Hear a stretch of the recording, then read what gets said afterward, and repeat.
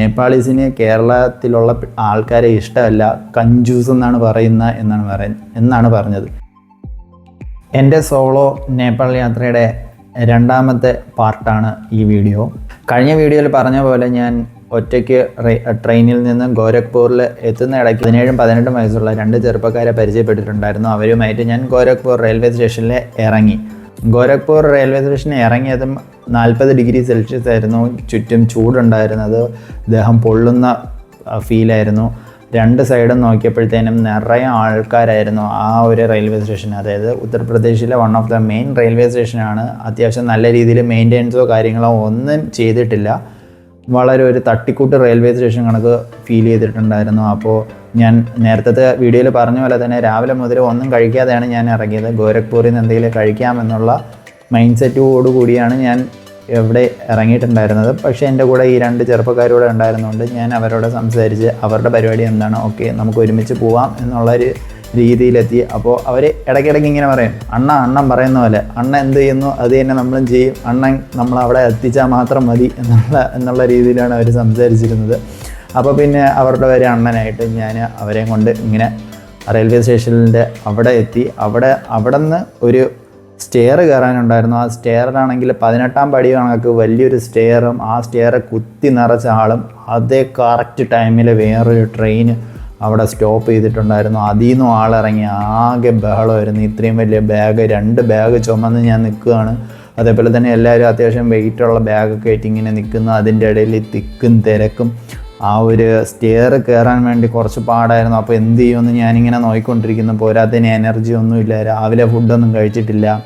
ഗോരഖ്പൂരിൽ നിന്ന് എന്തെങ്കിലും കഴിക്കാമെന്നുള്ള രീതിയിലാണല്ലോ ഞാനിരുന്നത്. അപ്പോൾ ഇവരും ഉണ്ട്. അപ്പോൾ ഞാൻ ഫുള്ള് കൺഫ്യൂസ്ഡായി, എന്ത് ചെയ്യണം, ഇതിൽ വെയിറ്റ് ചെയ്ത് നിൽക്കണോ അതോ ഇനി വെയിറ്റ് ചെയ്ത് നിന്ന് കഴിഞ്ഞാൽ ലേറ്റ് ആവുമോ. കുറേ വീഡിയോസിൽ ഞാൻ കണ്ടിട്ടുണ്ടായിരുന്നു രാത്രി 10 മണിക്ക് ശേഷം ബോർഡർ കയറ്റി വിടത്തില്ല എന്നുള്ള രീതിയിൽ കുറച്ച് വീഡിയോസൊക്കെ കണ്ടിട്ടുണ്ടായിരുന്നു. അപ്പോൾ അതിലെന്തെങ്കിലും സത്യം ഉണ്ടോ ഇല്ലയെന്നൊന്നും അറിയത്തില്ലല്ലോ. അപ്പോൾ ഞാനിങ്ങനെ എന്ത് ചെയ്യണമെന്ന് അറിയാതെ ഇങ്ങനെ നിന്നപ്പോഴത്തേനാണ് അടുത്ത് നിന്ന് വേറൊരു പുള്ളിക്കാരൻ എൻ്റെ അടുത്ത് വന്നിട്ട് ബ്രോ എങ്ക പോറെ എന്ന് പറഞ്ഞ് തമിഴിലെ ഒരു പുള്ളിക്കാരൻ എൻ്റെ അടുത്ത് വന്ന് സംസാരിച്ചിട്ടുണ്ടായിരുന്നു. അപ്പോൾ ആ പുള്ളിയും സംസാരിച്ചപ്പോൾ മനസ്സിലായി പുള്ളിയും ABC ട്രക്കിങ്ങിന് വേണ്ടി വന്നതാണ്. ആ ABC അപ്പോൾ ആ പുള്ളിക്കാരനെ എൻ്റെ കൂടെ കൂടിക്കോട്ടെ എന്ന് പുള്ളിക്കാരൻ ചോദിച്ചു. അപ്പോൾ ഞാൻ പറഞ്ഞു പിന്നെന്താ, നമ്മളെല്ലാവരും ഒറ്റയ്ക്കാണ് വന്നത്, ഇവിടെ വന്ന് ഇപ്പം കമ്പനി ആയിട്ടുള്ളത് നിങ്ങളും കൂടിക്കോളാൻ പറഞ്ഞിട്ട് ഞാൻ 2 സ്റ്റെപ്പ് പിന്നെ എടുത്ത് വെച്ചപ്പോഴത്തേനും അടുത്ത ഒരു തമിഴ് പുള്ളിക്കാരനും ഒരു 23-24 പ്രായം തോന്നിക്കുന്ന വേറൊരു പുള്ളി എൻ്റെ അടുത്ത് വന്നിട്ട് ചോദിച്ചു, ബ്രോ നിങ്ങളെല്ലാവരും എങ്ങോട്ടാണ് എന്നുള്ള രീതിയിൽ ചോദിച്ചു. അപ്പോൾ പറഞ്ഞു നമ്മൾ നേപ്പാളിലോട്ടാണ്, ABC ട്രക്കിങ്ങിന് പോവുകയാണ് എന്ന് പറഞ്ഞപ്പോൾ പുള്ളിക്കാരനും പറഞ്ഞു ഞാനും അങ്ങോട്ടാണ്, ഞാനും കൂടെ കൂട്ടിക്കൂടെ, ഞാനും സോളോ ആയിട്ട് വന്നത്, എന്ത് ചെയ്യണമെന്ന് ഐഡിയ ഒന്നും ഇല്ല എന്ന് പറഞ്ഞ പുള്ളിയും വന്നു. അപ്പോൾ പിന്നെന്താ നമുക്ക് ഒരുമിച്ച് പോവാം എന്ന് പറഞ്ഞ് ഞാൻ അവരെ കൂട്ടി വന്നു. ഞാൻ ഒറ്റയ്ക്ക് കേരളത്തിൽ നിന്ന് പോയ ഞാൻ ഗോരഖ്പൂരിലെത്തിയപ്പോൾ എൻ്റെ കൂടെ 5 പേരായി. അപ്പോൾ നമ്മൾ ഇപ്പോഴും റെയിൽവേ സ്റ്റേഷൻ്റെ പ്ലാറ്റ്ഫോമിൽ അവിടെ തന്നെ നിൽക്കുന്നു. എക്സിറ്റ് ചെയ്തിട്ടുണ്ടായിരുന്നില്ല, മുഴുവൻ തിരക്കും കാര്യങ്ങളായിരുന്നു. ആ സമയത്ത് ആദ്യം ഞാൻ പരിചയപ്പെട്ട ആ 2 കുട്ടികൾ എൻ്റെ കൂടെ വന്നിട്ട് പറഞ്ഞു, ബ്രോ എറണാകുളം വെച്ച് 5 പേരെ പരിചയപ്പെട്ടിട്ടുണ്ടായിരുന്നു, അവരും ഇങ്ങനെ ABC ട്രക്കിങ്ങിന് വേണ്ടി പോകുന്നവരാണ്, അവരും സ്ലീപ്പറിലാണ് അവർ കയറിയിട്ടുണ്ടായിരുന്നത്, അപ്പോൾ അതുകൊണ്ട് അവരെയും കൂടെ കൂട്ടി ഒരുമിച്ച് പോവാം എന്ന് ആദ്യം അവർ പറഞ്ഞു. അപ്പോൾ ഞാൻ പറഞ്ഞു ബ്രോ ഇത് നല്ല തിരക്കാണ്, നമുക്ക് പുറത്ത് ആദ്യം എക്സിറ്റ് ഇറങ്ങിയതിന് ശേഷം നമുക്ക് ഡിസൈഡ് ചെയ്യാം എന്താണെന്ന് വെച്ച് കഴിഞ്ഞാൽ എന്ന് പറഞ്ഞു. അങ്ങനെ ഞാനും എൻ്റെ കൂടെ വന്ന ആ 4 പേരെയും കൂടെ ഒരുമിച്ച് പാടുപെട്ട് നമ്മൾ ആ സ്റ്റെയർ വലിഞ്ഞ് കയറി.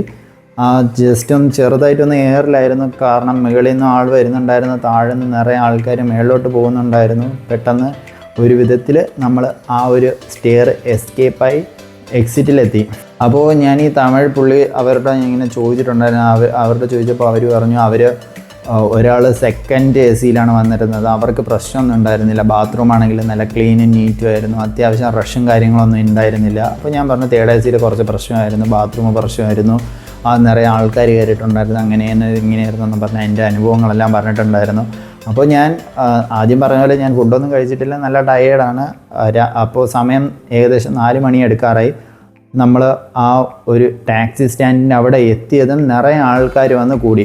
അപ്പോൾ ഇവർക്കാർക്ക് ഹിന്ദി സംസാരിക്കാൻ അറിഞ്ഞൂടാത്തതുകൊണ്ട് ഞാൻ തന്നെയായിരുന്നു കൂടുതൽ അവരുടെ സംസാരിച്ചിരുന്നത്. അപ്പോൾ എല്ലാവരും 400-500 റുപ്പീസാണ് പോകാൻ വേണ്ടി എല്ലാവരും ചാർജ് വാങ്ങിച്ചിട്ടുണ്ടായിരുന്നത്. അപ്പോൾ ഞാൻ സംസാരിച്ച് ഒരു പുള്ളിയായിട്ട്, ഒരു ബൊലേറോ ഉള്ള ഒരു പുള്ളിയായിട്ട് ഞാൻ സംസാരിച്ചു. പുള്ളിക്കാരൻ ഒരു 250 250 പെർ ഹെഡിന് കൊണ്ടാക്കി തരാം, 10 പേരുണ്ടെങ്കിൽ 250 റേഞ്ചിൽ പുള്ളിക്കാരൻ കൊണ്ടാക്കി തരാമെന്ന് പറഞ്ഞു. അപ്പോൾ നമ്മളിപ്പോൾ കറക്റ്റ് 5 പേരാണ് ഉണ്ടായിരുന്നത്. അപ്പോൾ നമ്മൾ അവിടെ ഇങ്ങനെ നിന്നപ്പോഴത്തേനും വേറൊരു 5 പേര് വന്നു. ഞാൻ നേരത്തെ പറഞ്ഞ പോലെ അവർ എറണാകുളത്ത് വെച്ച് പരിചയപ്പെട്ട 5 പേര് വന്നിട്ടുണ്ടായിരുന്നു. അപ്പോൾ ആ 5 പേരെയും കൂടെ കൂട്ടി നമ്മൾ 10 പേരായി. ആ 10 പേര് ഞാൻ എല്ലാവരുടെയും ചോദിച്ചു, ഓക്കെ ആണോ, എല്ലാവർക്കും ഓക്കെ ആണോ എന്ന് ചോദിച്ചു. ഈ ആൾക്കാർ കൂടുമ്പോഴുള്ള പ്രശ്നം എന്ന് വെച്ച് കഴിഞ്ഞാൽ ഗ്രൂപ്പിൻ്റെ കോർഡിനേഷൻ ബാധിക്കും. എൻ്റെ കൂടെ വന്ന ആ 4 പേര് എന്ന് പറയുന്നത് പല സോളോയും അതേപോലെ തന്നെ ഒരു ഡുവോയും മാത്രമേ ഉള്ളൂ. ഗ്രൂപ്പ് കോർഡിനേറ്റ് ചെയ്യാൻ കുറച്ച് സിമ്പിളാണ്. പക്ഷേ അതിൻ്റെ കൂടെ ഈ ഒരു 5 പേര് അവർ സെറ്റായിട്ട് വന്ന ഒരു ടീമാണ്. അവരെയും കൂടെ വന്നപ്പോഴത്തേനാണെങ്കിൽ ഗ്രൂപ്പ് കുറച്ച് ചഞ്ചല വിഞ്ചലമായി. ഞാൻ ആദ്യം ഫുഡ് കഴിച്ചിട്ട് പോവാം എന്നുള്ള രീതിയിലായിരുന്നു നിന്നിരുന്നെങ്കിലും അവർക്ക് 5 പേർക്ക് ഇങ്ങനെ പെട്ടെന്ന് പോകണം, അങ്ങനെയാണ് ഇങ്ങനെയാണ് പറഞ്ഞപ്പോഴത്തേനും പിന്നെ പ്ലാന് മാറ്റേണ്ടി വന്നു. മറ്റേ കുട്ടികൾ എൻ്റെ കൂടെ വന്ന 17-18 വയസ്സുള്ള കുട്ടികൾ ഫുഡൊന്നും കഴിച്ചിട്ടുണ്ടായിരുന്നില്ല. പക്ഷേ അവർക്ക് കുഴപ്പമൊന്നുമില്ല, അവർ ഓക്കെ ഫൈൻ എന്ന് പറഞ്ഞിട്ട് അവർ കയറി. അപ്പോൾ പിന്നെ ഞാനും അവരെ കൂടെ കയറി. നമുക്ക് എന്തായാലും ഇവരെ കൂടെ പരിചയപ്പെട്ടതല്ലേ, ഇവരോട് ഒരുമിച്ച് പോവാം എന്നുള്ള രീതിയിൽ ഞാനും അവരോടെ കയറി. അങ്ങനെ നമ്മൾ 10 പേരുമായിട്ട് യാത്ര തിരിച്ച് ഇവിടെ നിന്ന് ഗോരഖ്പൂരിൽ നിന്ന് നേരെ സൊനാലി ബോർഡറിലോട്ട് യാത്ര തിരിച്ചു. ഒരാൾക്ക് 250 ഇന്ത്യൻ രൂപ എന്നുള്ള രീതിയിൽ നിന്നായിരുന്നു ഈടാക്കിയിട്ടുണ്ടായിരുന്നത്. പോകുന്ന വഴിയും കുറേ കാഴ്ചകളും കാര്യങ്ങളും കണ്ടിട്ടുണ്ടായിരുന്നു. അവരുടെ കുറേ സംസാരിച്ചിട്ടുണ്ടായിരുന്നു. അവരുടെ പ്ലാനിങ് കാര്യങ്ങളൊക്കെ ചോദിച്ചറിഞ്ഞിട്ടുണ്ടായിരുന്നു. അത്യാവശ്യം സൺസെറ്റും കാര്യങ്ങളെല്ലാം കണ്ട് ഒരിടത്ത് നിർത്തി ചായയൊക്കെ കുടിച്ചിട്ടുണ്ടായിരുന്നു. ഞാൻ ഫ്രണ്ട് സീറ്റിലായിരുന്നു ഇരുന്നിട്ടുണ്ടായിരുന്നു. ഞാൻ ഫ്രണ്ട് സീറ്റിൽ ഇരുന്നുകൊണ്ട് തന്നെ ഡ്രൈവറുമായിട്ട് കുറച്ച് നേരം ഞാൻ ഇങ്ങനെ സംസാരിച്ചിട്ടുണ്ടായിരുന്നു. കൂട്ടത്തിൽ ഹിന്ദിയെങ്കിലും അറിയാമെന്നുണ്ടായിരുന്ന ഞാനായതുകൊണ്ട് ഞാൻ പുള്ളിക്കാരൻ്റെ കുറച്ച് നല്ല രീതിയിൽ തന്നെ സംസാരിച്ചിട്ടുണ്ടായിരുന്നു. പുള്ളി ഗോരഖ്പൂരിലുള്ളതാണ്, ആ പ്രദേശത്തിൻ്റെ കാര്യങ്ങളും സംഭവങ്ങളും എന്തൊക്കെയാണെന്ന് ഇങ്ങനെ ചെറിയ ചെറിയ കുശലാന്വേഷണമൊക്കെ നടത്തിയിട്ടുണ്ടായിരുന്നു. അപ്പോൾ പുള്ളിക്കാരൻ വളരെ പരിതാപകരമായ രീതിയിലായിരുന്നു എന്നോട് പറഞ്ഞു തന്നിട്ടുണ്ടായിരുന്നത്. അത്യാവശ്യം മോശമാണ് സ്ഥലം എന്നുള്ള രീതിയിലായിരുന്നു എന്നോട് പറഞ്ഞിട്ടുണ്ടായിരുന്നത്. ട്രാവൽ ചെയ്ത് പൊയ്ക്കൊണ്ടിരിക്കുന്നതിൻ്റെ ഇടയിൽ ഒരു വലിയൊരു ബ്ലോക്കിൽ പെട്ടിട്ടുണ്ടായിരുന്നു. അപ്പോൾ ബ്ലോക്കിൻ്റെ അവിടെ ഒരു 10-15 മിനിറ്റ് വണ്ടി ഓഫ് ചെയ്ത് നിർത്തിയിടേണ്ട സാഹചര്യം വന്നിട്ടുണ്ടായിരുന്നു. അപ്പോൾ ഫ്രണ്ടിലുണ്ടായിരുന്ന ഒരു ഡ്രൈവർ പുള്ളി തിരിച്ച് നമ്മുടെ ബൊലേറോയിൽ വന്നിട്ട് ഇങ്ങനെ സംസാരിച്ചിട്ടുണ്ടായിരുന്നു, ഡ്രൈവറുമായിട്ട് സംസാരിച്ചിട്ടുണ്ടായിരുന്നു. അപ്പോൾ ഞാൻ പുള്ളിയോട് ഇങ്ങനെ സംസാരിച്ചപ്പോൾ പുള്ളി ഇങ്ങനെ ചോദിച്ചു, എവിടെ നിന്നാണ് വരുന്നതെന്ന് ചോദിച്ചു. അപ്പോൾ പറഞ്ഞു കേരളത്തിൽ നിന്നാണ് വരുന്നത് എന്ന് പറഞ്ഞു. അപ്പോൾ പുള്ളി എടുത്ത വായിൽ പറഞ്ഞു, നേപ്പാളീസിന് കേരളത്തിലുള്ള ആൾക്കാരെ ഇഷ്ടമല്ല, കഞ്ചൂസ് എന്നാണ് പറഞ്ഞത്. കഞ്ചൂസ് എന്ന് വെച്ച് കഴിഞ്ഞാൽ കഞ്ഞികൾ, പിശുക്കന്മാർ, ആ ഒരു മീനിങ്ങിൽ വരുന്ന ഒരു ഹിന്ദു വേർഡാണ് കഞ്ചൂസ്. അപ്പോൾ ഞാൻ ചോദിച്ചു, അതെന്താ അങ്ങനെ പറയുന്നത്, കേരളത്തിലുള്ളവർ അത്യാവശ്യം നല്ല ആൾക്കാരാണല്ലോ, അങ്ങനെയാണല്ലോ ഇങ്ങനെയാണല്ലോ എന്ന് പറഞ്ഞ് ഞാനിങ്ങനെ ഡിഫെൻഡ് ചെയ്യാൻ വേണ്ടി പോയി. അപ്പോൾ പുള്ളിക്കാരൻ പറഞ്ഞു, അത് കഞ്ചൂസ് എന്ന് പറയാനുണ്ടായിരുന്ന മെയിൻ കാരണം എന്ന് വെച്ച് കഴിഞ്ഞാൽ ഒരാൾ ഒരു ചായ വാങ്ങും 2 പേരായിട്ട് സ്പ്ലിറ്റ് ചെയ്യും, ഫുഡ് വാങ്ങും 2 പേരായിട്ട് സ്പ്ലിറ്റ് ചെയ്യും. അപ്പോൾ അവർ ഫോറിനേഴ്സിനെ വെച്ചല്ലേ അവർ നേപ്പാളീസ് ജീവിക്കുന്നത്. അപ്പോൾ അവർ ഇങ്ങനെയൊക്കെ ചെയ്യുമ്പോഴത്തേനും അവരുടെ സോഴ്സ് ഓഫ് ഇൻകത്തിനെയല്ലേ ബാധിക്കുന്നത്. അതുകൊണ്ടാണ് അവരങ്ങനെ പറയുന്നത്. അതുകൊണ്ട് നേപ്പാളീസിനെ അങ്ങനെ കേരളത്തിലുള്ളവർ ഇഷ്ടമല്ല എന്നുള്ള രീതിയിലൊക്കെ ഇങ്ങനെ സംസാരിച്ചു. അപ്പോൾ ഞാൻ പറഞ്ഞു അതൊക്കെ ചുമ്മയാണ്, അങ്ങനെയാണ് ഇങ്ങനെയാണെന്നൊക്കെ പറഞ്ഞ് ചെറിയൊരു തമാശയൊക്കെ പറഞ്ഞ് നമ്മൾ അങ്ങനെ പോയിട്ടുണ്ടായിരുന്നു. അപ്പോൾ പോകുന്ന ഈ ഒരു വഴിയിൽ ഒരു 6 കിലോമീറ്ററോളം ലോറികൾ ഇങ്ങനെ വരിയായിട്ട് കിടപ്പുണ്ടായിരുന്നു. നമ്മുടെ നേപ്പാൾ ബോർഡർ കടക്കാൻ വേണ്ടി മാത്രമായിട്ടാണ് ആ ഒരു ഹൈവേയിൽ വൺ വേയിൽ ഒരു 6 കിലോമീറ്ററോളം ലോറികൾ മാത്രമായിട്ട് ഇങ്ങനെ കിടപ്പുണ്ടായിരുന്നു. വലിയൊരു ട്രാഫിക് ജാമായിരുന്നു. പക്ഷേ നമ്മുടെ ഡ്രൈവർ ഇപ്പുറത്തെ ഹൈവേയിലെ വൺ വേയിൽ കൂടെ ഇങ്ങനെ കയറിപ്പോയി. അപ്പുറത്തെ സൈഡിൽ നിന്ന് വണ്ടി വരും. പക്ഷേ എല്ലാവരും ഒരു അഡ്ജസ്റ്റ്മെൻറ്റിൽ ഇങ്ങനെ പോകുന്ന ഒരു റോഡായിരുന്നു. ബോർഡറിലെത്തി. ബോർഡറിൻ്റെ അവിടെ അവർ ഇറക്കി വിട്ട് ടാറ്റ കൊടുത്തിട്ട് നമ്മുടെ ബൊലേറോ ജീപ്പുകാരൻ പോയി. അപ്പോൾ നമ്മുടെ കൂടെ ഇപ്പോൾ ടോട്ടൽ 10 പേരുണ്ട്. എൻ്റെ കൂടെ ടോട്ടൽ 9 പേരുണ്ട്. അപ്പോൾ നമ്മളെല്ലാവരും കൂടെ ഇങ്ങനെ നടക്കുമായിരുന്നു. നടന്ന് പോയപ്പോഴത്തേന് എനിക്ക് എങ്ങനെയെങ്കിലും ഗ്രൂപ്പിൻ്റെ അംഗസംഖ്യ ഒന്ന് കുറയ്ക്കണമെന്ന് എനിക്കൊരു ആഗ്രഹം ഉണ്ടായിരുന്നു. കാരണം 10 പേര് ഒരുമിച്ച് കൊണ്ടുപോയി കഴിഞ്ഞാൽ ഓരോരുത്തർക്കും ഓരോ അഭിപ്രായമായിരിക്കും. എല്ലാവരെയും മാനേജ് ചെയ്യാനായിട്ട് കുറച്ച് പാടായിരിക്കും. അപ്പോൾ ഞാനിങ്ങനെ ഉപേക്ഷിക്കും എന്നുള്ള രീതിയിൽ ഞാനിങ്ങനെ ചിന്തിച്ചുകൊണ്ടിരുന്നപ്പോൾ 5 പേരെ പെട്ടെന്ന് തന്നെ അപ്രതീക്ഷിതമായി.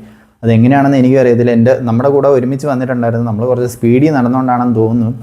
അപ്പോൾ എൻ്റെ വിശപ്പ് കാരണമാണെന്ന് അറിയത്തില്ല, ഞാൻ കുറച്ച് സ്പീഡിൽ നടന്നപ്പോഴത്തേന് 5 പേരെ കാണാതായി. അവർ കൂട്ടത്തോടെ വന്ന 5 പേരെ കാണാതായി. അപ്പോൾ നമ്മൾ ബാക്കി ഉണ്ടായിരുന്ന 5 പേര് മാത്രമായി. 2 തമിഴ്, 2 പയ്യന്മാർ, പിന്നെ വരുന്ന ഞാൻ.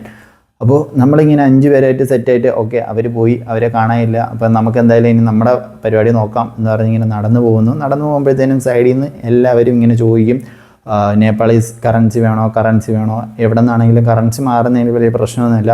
1:1.6 എന്നുള്ള റേഷ്യോയിലായിരിക്കും കറൻസി ചേഞ്ച് വരുന്നത്. അതായത് നിങ്ങൾ 100 രൂപ കൊടുത്തു കഴിഞ്ഞാൽ 160 നേപ്പാളി റുപ്പീസ് അവർ നിങ്ങൾക്ക് തരും. ഇതാണ് കറക്റ്റ് റേറ്റ്. എവിടെ നിന്ന് വേണമെങ്കിൽ നിങ്ങൾക്ക് കറൻസി ചേഞ്ച് ചെയ്യാവുന്നതാണ്. ബോർഡറിൽ കയറുന്നതിന് മുമ്പേ എക്സ്ചേഞ്ച് ചെയ്യുന്നതാണ് കുറച്ചുകൂടെ നല്ലത് എന്നാണ് എനിക്ക് തോന്നുന്നത്. നമ്മൾ ബോർഡറിലെത്തി 5 പേരുണ്ട്. 5 പേരിൽ 4 പേരുടെ കയ്യിൽ ലിക്വിഡ് മണിയുണ്ട്, വേറൊരാളുടെ കയ്യിൽ ലിക്വിഡ് മണിയില്ല. പുള്ളിക്കാരന് അക്കൗണ്ടിൽ പോയി വലിച്ചെടുക്കണം. പുള്ളിക്കാരൻ ക്യാഷുമായിട്ടല്ലായിരുന്നു വന്നിട്ടുണ്ടായിരുന്നത്. അപ്പോൾ എന്തായാലും സിം എടുക്കണമല്ലോ. അങ്ങനെ ഇങ്ങനെ നമ്മൾ ആലോചിച്ച് ഇങ്ങനെ നടന്നു പോയിക്കൊണ്ടിരുന്നപ്പോഴത്തേനാണെങ്കിൽ 2 മലയാളി, ഒരു കപ്പിളായിരുന്നു, ഒരു ഹസ്ബൻഡും വൈഫും അവിടെ ഇരിപ്പുണ്ടായിരുന്നു. അവർ ABC ട്രക്കിങ്ങിന് വേണ്ടി വന്നതാണ്. തിരൂരുണ്ടായിരുന്ന 2 പേര്. അവർ ഇങ്ങനെ സംസാരിച്ചു. ഞാൻ അവരോട് ചോദിച്ചു എന്തൊക്കെയാണ്, എങ്ങനെയാണ് നിങ്ങൾ എക്സ്ചേഞ്ച് ചെയ്തത്, എന്താണ് നിങ്ങളുടെ പരിപാടി. അവരന്ന് അവിടെ സ്റ്റേ ചെയ്തിട്ട് പിറ്റേ ദിവസം ABCക്ക് പോവാം എന്നുള്ള ഒരു ഡിസിഷൻ എടുത്ത് നിൽക്കുന്ന ഒരു കപ്പിളായിരുന്നു. എന്നിട്ട് അവരോട് ഇങ്ങനെ കുറച്ച് സംസാരിച്ചപ്പോൾ അവർ പറഞ്ഞു ഇവിടെ അടുത്ത് തന്നെ ഒരു നല്ലൊരു കറൻസി എക്സ്ചേഞ്ച് ഷോപ്പുണ്ട്, അവിടെ നിന്ന് എടുക്കാൻ വേണ്ടി പറഞ്ഞു. അങ്ങനെ ഞാൻ അവിടെ നിന്ന് എടുത്തു. അവിടെ നിന്ന് കറൻസി നമ്മളെല്ലാവരും എക്സ്ചേഞ്ച് ചെയ്ത് കഴിഞ്ഞു. ഒരു അമ്മച്ചി ഓടി നടന്ന് എല്ലാം എക്സ്ചേഞ്ച് ചെയ്ത് കഴിഞ്ഞു. ഒരു ബസ്സുണ്ട്. ആ ബസ് നേരെ പൊക്കാറയിലോട്ടാണ് പോകുന്നത്. ലാസ്റ്റ് ബസ്സാണ്. ഈ ബസ് മിസ്സായി കഴിഞ്ഞാൽ പിന്നെ വേറെ ബസ്സൊന്നും കിട്ടത്തില്ല എന്ന് പറഞ്ഞു. എനിക്ക് പിന്നെ സംസാരിക്കാനുള്ള ആവതൊന്നും ഉണ്ടായിരുന്നില്ല. രാവിലെ തൊട്ട് ഫുഡൊന്നും കഴിച്ചില്ല. ആകപ്പാടെ ഒരു ചായയാണ് കുടിച്ചിട്ടുണ്ടായിരുന്നത്. അപ്പോൾ അതിൻ്റെ ഒരു ബുദ്ധിമുട്ടും പിന്നെ വെയിറ്റ് എല്ലാം ഇങ്ങനെ താങ്ങി നിൽക്കുകയാണ്. അപ്പോൾ എങ്ങനെയെങ്കിലും ഒന്നിൽ ഫുഡ് കഴിക്കണം. പക്ഷേ ഈ കൂടെ ഉള്ളവർക്ക് ആർക്കും ഫുഡ് കഴിക്കണ്ട. എന്താണ് അവരുടെ മൈൻഡെന്ന് എനിക്കറിയത്തില്ല. ഫുഡ് കഴിക്കാതെ അവർ എത്ര ദിവസം മുന്നേ ജീവിക്കുക എന്നുള്ള ഒരു മൈൻഡ് സെറ്റിലാണ് പിള്ളേർ എന്ന് തോന്നുന്നു. അല്ല, എനിക്ക് തോന്നുന്നു അവരുടെ വിശപ്പെല്ലാം പോയിട്ടുണ്ടായിരുന്നു ഈ ട്രാവലും കാര്യങ്ങളൊക്കെ കാരണം എന്ന് തോന്നുന്നു. ആദ്യമായിട്ടാണ് അവർ ഇത്രയും ലോങ് ജേണിയൊക്കെ നടത്തുന്നത് എന്ന് എല്ലാവരും പറഞ്ഞിട്ടുണ്ടായിരുന്നു. അപ്പോൾ അതിൻ്റെ ഒരു പ്രശ്നം കാര്യങ്ങളൊക്കെ കാണും എന്ന് എനിക്ക് തോന്നി. പിന്നെ ഞാൻ ആ ഒരു എക്സ്ചേഞ്ച് ചെയ്യാൻ പോയി ആ കടയിൽ നിന്ന് ജസ്റ്റ് ഒരു കോൾഡ് കോഫിയും വാങ്ങിച്ച് കുടിച്ച് ഞാൻ അവരുമായിട്ട് ഇങ്ങനെ ബോർഡർ പാസ് ചെയ്യാൻ വേണ്ടി പോയി. ആ ഒരു ആർച്ചിൽ ഞാനിങ്ങനെ ബോർഡർ മര്യാദയ്ക്ക് ഇങ്ങനെ പാസ് ചെയ്തുകൊണ്ടിരിക്കുകയായിരുന്നു. അപ്പോൾ എൻ്റെ 2 ബാഗുണ്ട്. അപ്പോൾ ഞാൻ പറഞ്ഞ പോലെ എനിക്ക് വലിയ ആപത്തും കാര്യങ്ങളൊന്നുമില്ല. ഞാനാണെങ്കിൽ ആ ബോർഡർ ഇങ്ങനെ പാസ് ചെയ്ത് ആ ഒരു ചെറിയ അവിടെ മറ്റേ സ്കാൻ ചെയ്യുന്ന ആ ഒരു ഇതിൽ കൂടെ ഞാനിങ്ങനെ കയറിയപ്പോഴത്തേനും അവിടെ നിന്നിട്ടുണ്ടായിരുന്ന സെക്യൂരിറ്റി ഗാർഡ് ഇങ്ങനെ ചോദിച്ചു എന്താണ് ബാഗിൽ എന്ന് ചോദിച്ചു. അപ്പോൾ എനിക്ക് വോയിസ് ഇല്ലാത്തതുകൊണ്ട് ഞാൻ ഇങ്ങനെ ഡ്രസ്സ് എന്നാണ് ഞാൻ പറഞ്ഞത്. പക്ഷേ പുള്ളിക്കാരൻ കേട്ടത് ഡ്രഗ്സ് എന്നായിപ്പോയി. പുള്ളിക്കാരൻ പെട്ടെന്ന് ഡ്രഗ്സാ എന്നൊക്കെ പറഞ്ഞ് ഓടി ഇങ്ങനെ വന്ന് ഡ്രഗ്സ് വാട്ട് ഡ്രഗ്സ് എന്നൊക്കെ പറഞ്ഞു. അവൻ കപ്പടാ എന്നൊക്കെ ഞാൻ പറഞ്ഞ് പുള്ളിക്കാരനെ സമാധാനപ്പെടുത്തി വിട്ട്. എന്നിട്ട് പുള്ളിക്കാരനും ചിരിച്ച് ഞാനും ചിരിച്ച് അങ്ങനെ നമ്മൾ ബോർഡർ പാസ്സായി. ബോർഡർ പാസ്സാവുന്നതിന് മുന്നേ ഞാൻ നേരത്തെ പറഞ്ഞിരുന്ന ആ അമ്മച്ചി നമുക്ക് 5 പേർക്ക് വേണ്ടി ഒരു ബസ് പിടിച്ചു വെച്ചിട്ടുണ്ടായിരുന്നു. അപ്പോൾ ആ ബസ്സിലെ പുള്ളിക്കാരൻ നമ്മളുമായിട്ട് ഇങ്ങനെ സംസാരിച്ച് വില പേശുന്നുണ്ടായിരുന്നു. പുള്ളിക്കാരൻ 1300 നേപ്പാളി റുപ്പീസാണ് പറഞ്ഞിട്ടുണ്ടായിരുന്നത്. പക്ഷേ കുറയ്ക്കാമായിരുന്നു. പക്ഷേ പറഞ്ഞ പോലെ എനിക്ക് അതിനുള്ള ആവതൊന്നും ഇല്ലായിരുന്നു. എനിക്ക് എങ്ങനെയെങ്കിലും എവിടെയെങ്കിലും കയറി കിടക്കുക എന്നുള്ളൊരു മൈൻഡ് സെറ്റായിരുന്നു.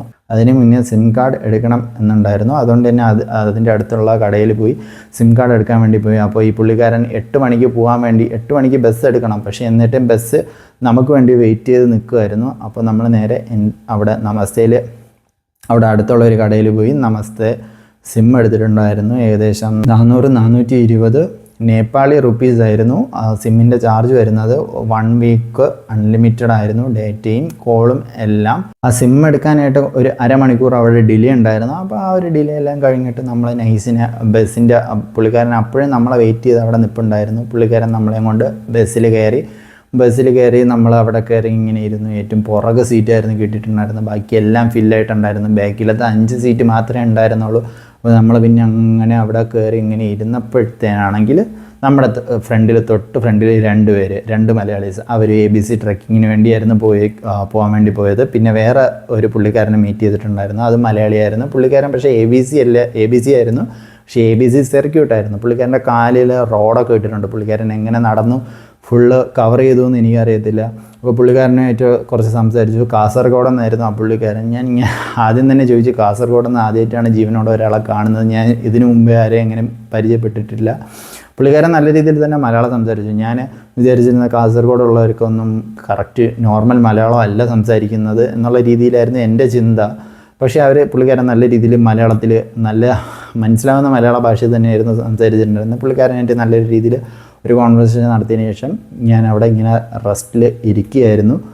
അതിനുശേഷം ബസ് സ്റ്റാർട്ടായി പിള്ളേരെല്ലാവരും സൈഡ് ആയി ഓരോരുത്തരും ഫോണും അതും ഇതുമൊക്കെ ആയിട്ട് അങ്ങനെ അവരുടെ ലോകത്തിലോട്ട് പോയി. എനിക്ക് നല്ല ഉറക്കക്ഷീണം ഉണ്ടായിരുന്നു, ഫുഡും കഴിച്ചിട്ടില്ല, ഒന്നും കഴിച്ചിട്ടില്ല.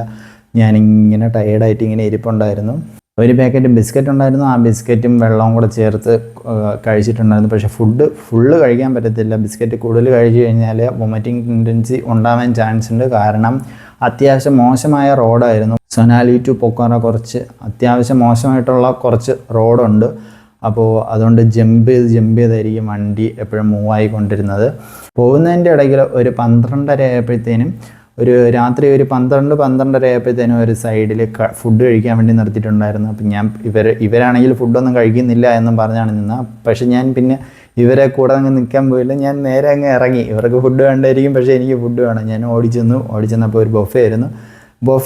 അപ്പോൾ അങ്ങനെ ആ പ്ലേറ്റിൽ ഫുഡൊക്കെ ഞാൻ 200-250 എങ്ങാണ്ടായിരുന്നു. ഞാനത് പേ ചെയ്തിട്ട് ഞാൻ ഫുഡ് എല്ലായിടത്തും ഇങ്ങനെ ഒറ്റയ്ക്ക് പോയിരുന്നു. ഞാൻ കഴിക്കാൻ സ്റ്റാർട്ട് ചെയ്തപ്പോൾ പിള്ളേരെല്ലാവരും വന്നു. അപ്പോൾ പിള്ളേർ കണ്ടിട്ട് എന്നാൽ പിന്നെ നമുക്കും കഴിക്കാമെന്ന് പറഞ്ഞിട്ട് എല്ലാവരും ഫുഡ് എടുത്തിരുന്നു.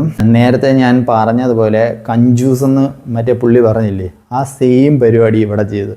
ഒരാളാണെങ്കിൽ ബൊഫേ ആണല്ലോ, ഒരാളാണെങ്കിൽ ഒരു പ്ലേറ്റ് മാത്രം എടുത്തു അതിൽ ഫുഡെല്ലാം മാക്സിമം ഫുഡ് എടുത്തിട്ട് കൊണ്ടുവന്നിരുന്നിട്ട് രണ്ടുപേരും കൂടെ കഴിക്കാൻ വേണ്ടി പോയി. അത് കടയിലെ ഓണർ വന്ന് ചീത്ത വിളിക്കാൻ തുടങ്ങി. നിങ്ങളെന്തിനും ഇങ്ങനെ ചെയ്യുന്നത്, ഇങ്ങനെ ചെയ്യാൻ പാടില്ല, ഒരാൾക്ക് ഒരു പ്ലേറ്റുള്ള, അങ്ങനെയാണ് ഇങ്ങനെയാണ്, 250 രൂപ എടുക്കുക, അങ്ങനെയാണ് ഇങ്ങനെയാണെന്നൊക്കെ പറഞ്ഞ് സംസാരമായി. പിന്നെ പറഞ്ഞു ബ്രോ അവർ വേറെ പ്ലേറ്റ് എടുക്കട്ടെ, അവർ പൈസ പേ ചെയ്യും എന്ന് പറഞ്ഞ് പിന്നെ ലാസ്റ്റ് പേ ചെയ്ത് വേറെ പ്ലേറ്റ് എടുത്ത് അവർ സെപ്പറേറ്റ് ആയിട്ട് കഴിച്ചു. എന്നിട്ട് ഞാൻ അവരോട് പറഞ്ഞു ഇങ്ങനെ ചെയ്യരുത്, ഇവർ ജീവിക്കുന്നത് ഈ പൈസയൊക്കെ വെച്ചിട്ടാണ്, അപ്പോൾ ഇങ്ങനെയൊന്നും ചെയ്യരുത് ബ്രോ എന്നൊക്കെ ഞാൻ ചെറിയ രീതിയിൽ ഇങ്ങനെ ഉപദേശം കൊടുത്തിട്ട്, അവരും കൊച്ചു പിള്ളേരാണ്, 21-22 വയസ്സുള്ള പിള്ളേരാണ്, ജോലിയും കാര്യങ്ങളൊന്നുമില്ല, കോളേജിലും അവിടെ ഇതിനൊക്കെ പഠിക്കുന്ന ചെറിയ ചെറിയ ജോലികൾ ചെയ്ത് കിടക്കുന്ന പിള്ളേരാണ്. അപ്പോൾ പിന്നെ അവരെയും കുറ്റം പറയാൻ പറ്റത്തില്ല, അവരുടെ കയ്യിലും അങ്ങനെ വലിയ പൈസയും കാര്യങ്ങളൊന്നും ഇല്ലല്ലോ. രണ്ടുപേരെയും കുറ്റം പറയാൻ പറ്റത്തില്ല. പക്ഷേ എനിക്ക് പറയാനുള്ളത്, നമ്മൾ ആസ് എ ഇന്ത്യൻ അല്ലെങ്കിൽ ഒരു കേരളത്തിൽ നിന്ന് വരുന്ന ആൾ വേറൊരാൾക്ക് ഇങ്ങനെ ഒരു ബുദ്ധിമുട്ടുണ്ടാക്കരുത് എന്നുള്ള രീതിയിൽ ഞാൻ സംസാരിച്ചിട്ട് അവരുമായിട്ട് പിന്നെ ഞാൻ ചെറിയൊരു സ്പ്രൈറ്റ് വാങ്ങിച്ചു ഓടിച്ച് നേരെ ബസ്സിൽ പോയി. ബസ് രാവിലെ ഒരു 5:30 ആയപ്പോഴത്തേനും പൊക്കാരയിലെത്തി. അതുവരെ ഞാൻ ഒരു പോള കണ്ണടച്ചിട്ടില്ല. ബാക്കി പൊക്കാരയിൽ എത്തിയതിന് ശേഷമുള്ള വിശേഷമല്ല ഞാൻ അടുത്ത പാട്ടിൽ പറഞ്ഞുതരാം.